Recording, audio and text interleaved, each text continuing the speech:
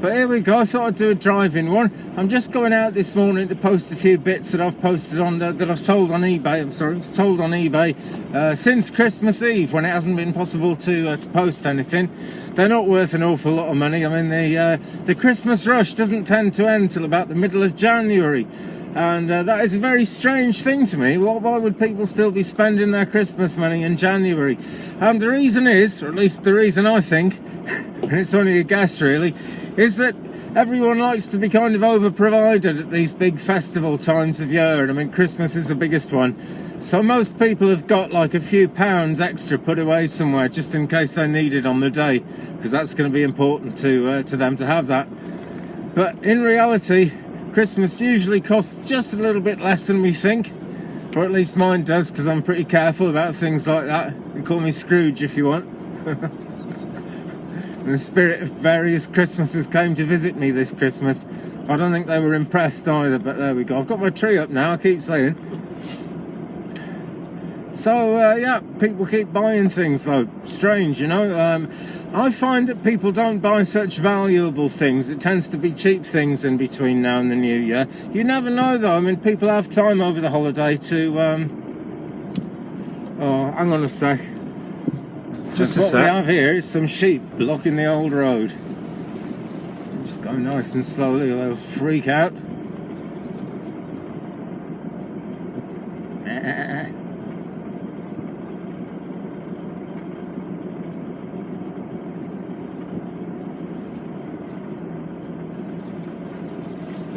This is going to take forever.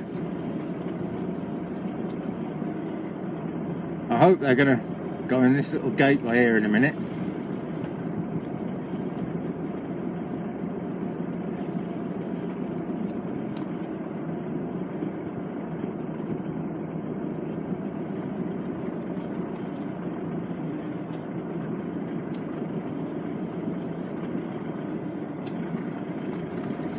Oh, come on. No, that one nearly got off the road there.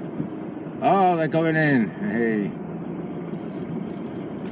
And we're off. I can see another one up the top there, but we'll have to see what happens there. And we go, sheep in inappropriate places. What can you do? Christmas tree's still there, look.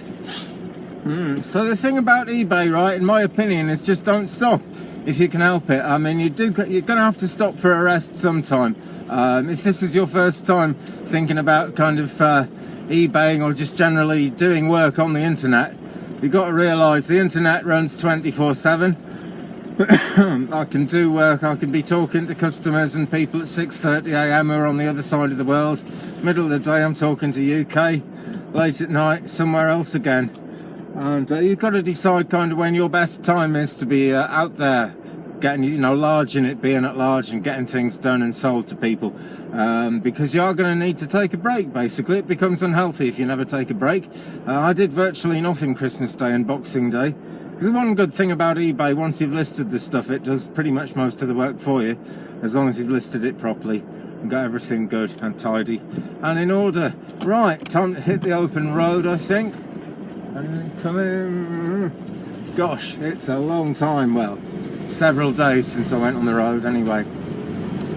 But yeah, eBay and the internet generally, it will take up your whole life if you let it. And you have to let it into your life a fair bit, to be quite honest, because it does throw things up at the least expected times. But never mind, you know, as I was saying, just keep going. That's the thing to do. Make sure you do get some time off, make sure you do get a rest, but don't stop, you know. I've sold 3 things here that I'm taking to the post office now. They haven't brought me much money. I think they brought me about 15 British pounds over Christmas, but I didn't do anything. And there you go, it's just one of those things, the low ticket items sold. That's the way it goes.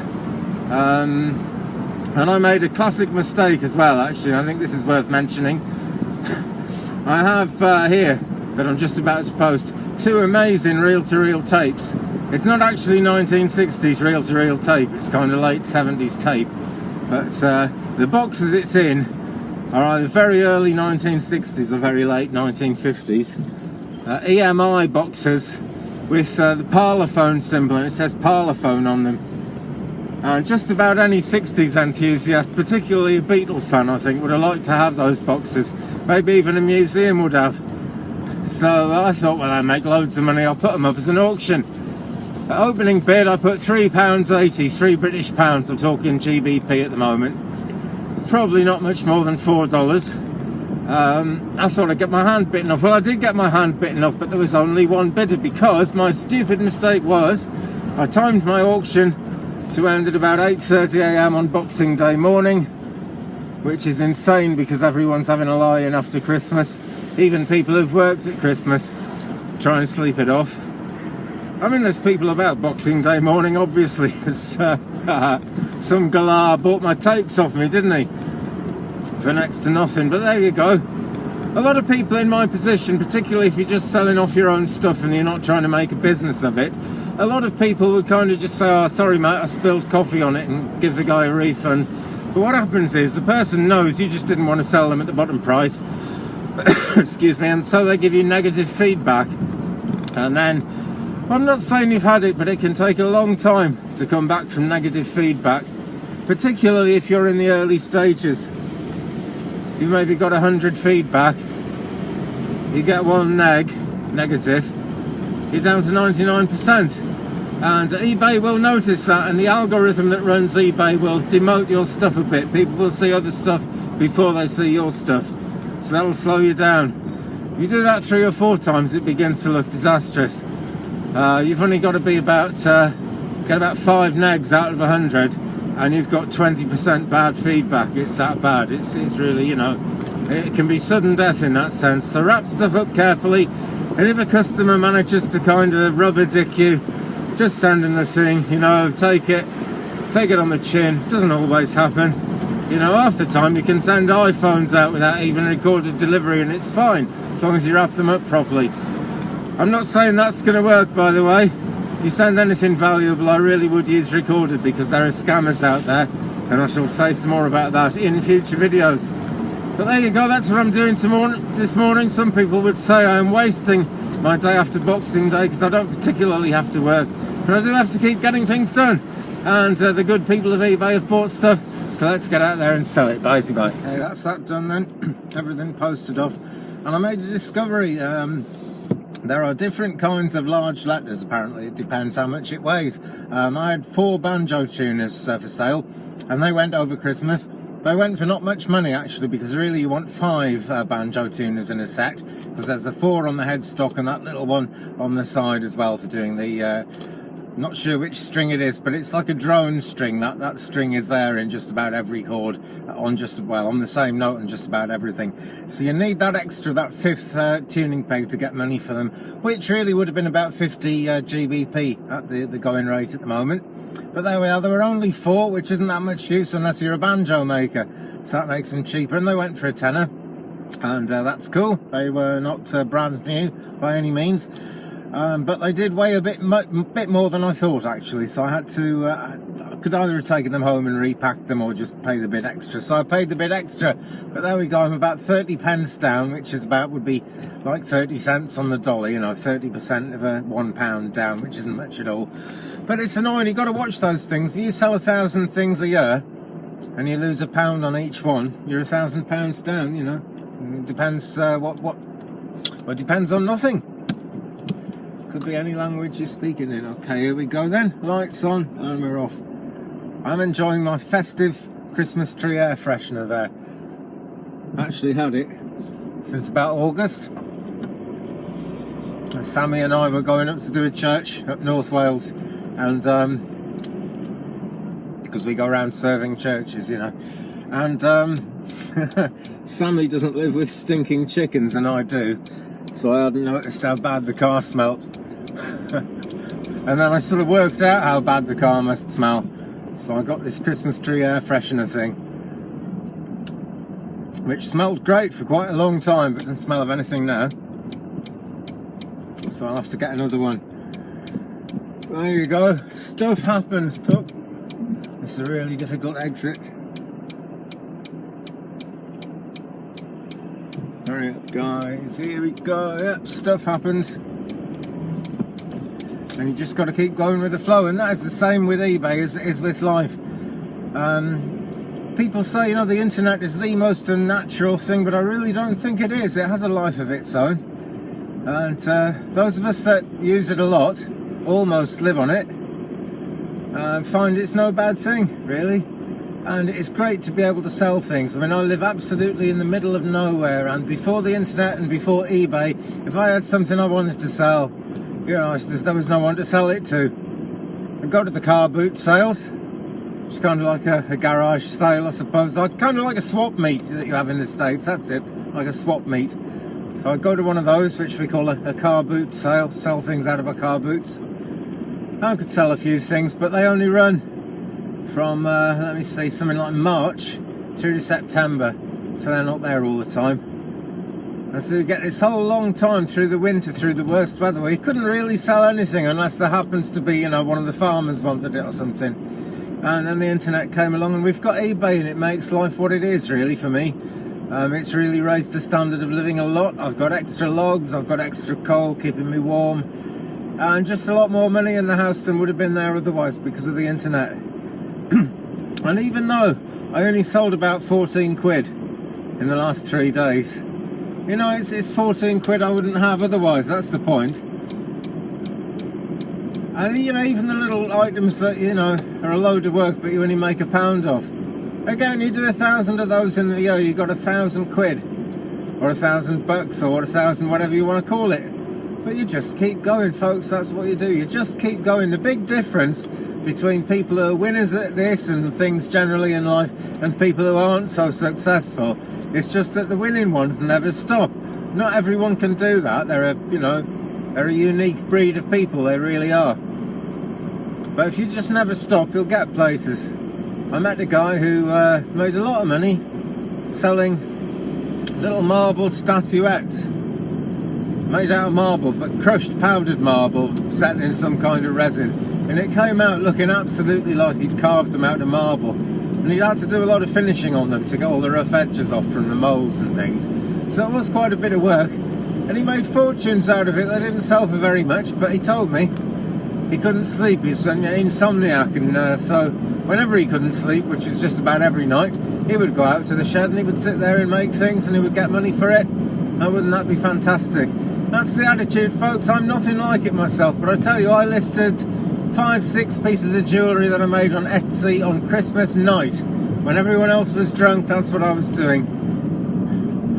And if I ever sell any of those things, I'll have made money on Christmas night. Now, it might sound cynical, but what are you going to do? It's, it's 2 minutes to list something on Etsy. It's really easy if you use one of the apps.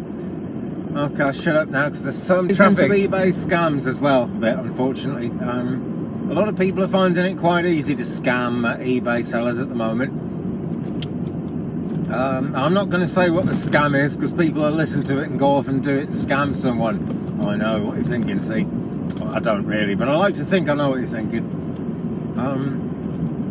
Basically, folks, if you sell anything on eBay, I wouldn't do what I've just done and take it to the post office.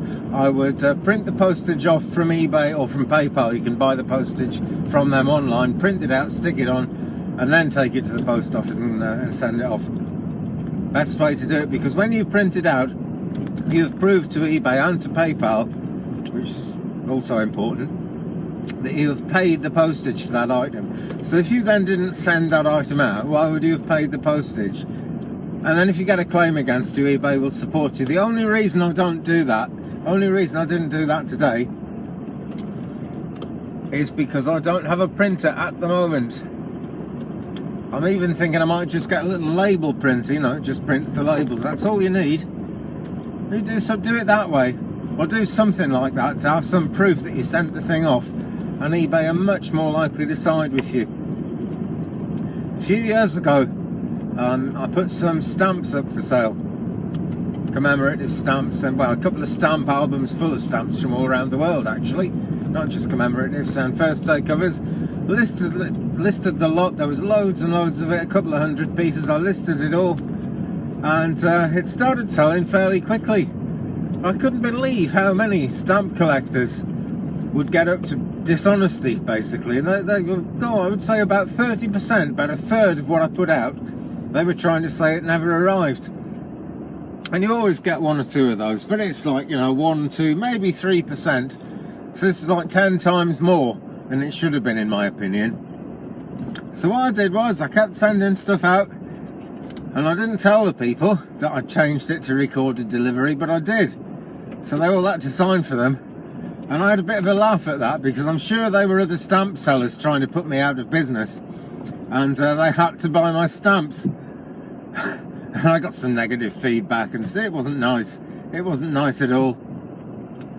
But, you know, you get little pockets of things, and I don't know, maybe I'm getting stamp collectors wrong here. Coin collectors aren't like that. And they're the ones who are interested in money. But stamp collectors, OMG.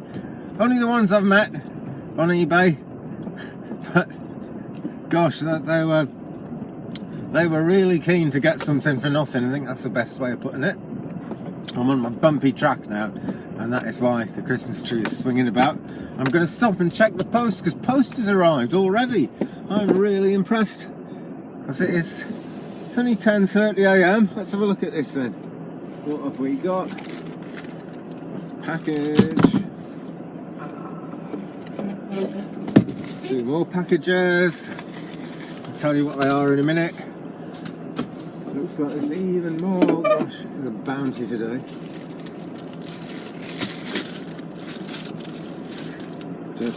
I'm not even sure what some of this is, but there's loads of it.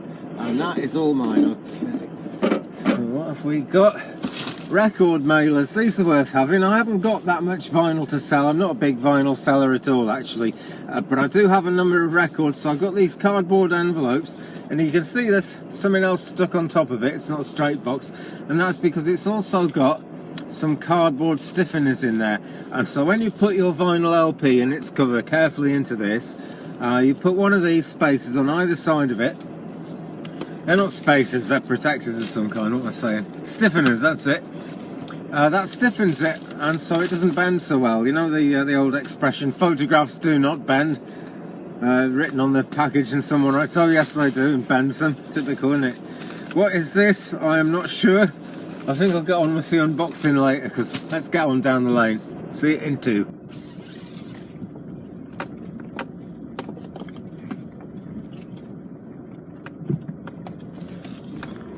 Okay, I'm eating chocolate again. What are you going to do? It's important. Right, unboxing. I took the liberty of opening this one because I was fascinated. And what it is a pair of jewellery pliers. And this is actually all about crimping things and making things as nice as possible when you send them off. Because I make jewellery, particularly in the winter months as now. And you've got to be very careful when you use the good quality stranded beading wire with metal strands in it. Those metal strands can come out and you've got to clip them off very carefully. Normal pliers will leave a tiny whisker sticking out which can dig into people's neck or wrist or wherever they're wearing the thing. Could be fun, couldn't it? But you see these, right? The end, yeah, you can if I put them up close enough. These close together and they will nip it off absolutely flush. So that's why I've got those. So that my Etsy customers can expect nothing but the best. And these are, I'm going to open them and see, fulfilled by eBay in some way. So they even have that, I don't know, but they've done it. Well, I don't need it open yet, actually, because I don't need these. But let's show you what's inside.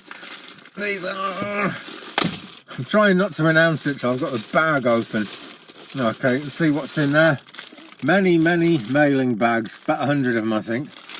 They're really big, but I get the big ones because you can cut them down, wrap things up in them. Yeah. All saves money.